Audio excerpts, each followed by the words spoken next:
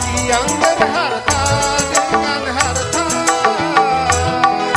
atau dengan bahasa, senyum juga sedekah. Kebiasaan bersedekah, sikap yang mulia bagi yang berharta dengan harta, atau dengan bahasa, senyum juga sedekah.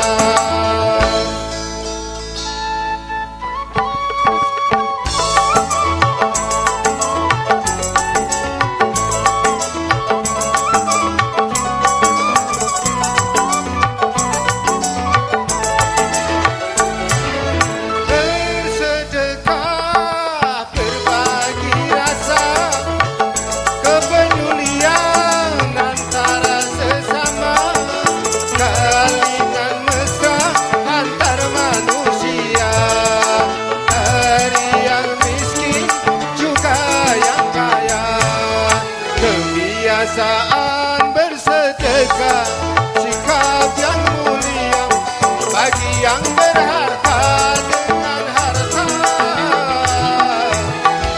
atau dengan bahasa, senyum juga sedekah.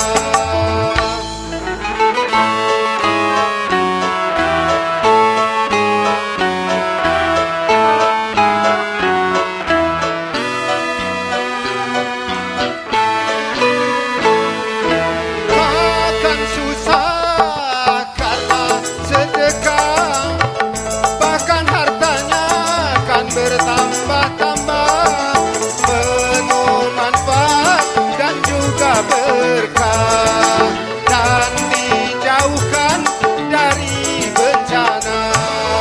Kebiasaan bersedekah, sikap yang mulia bagi yang berharta dengan harta,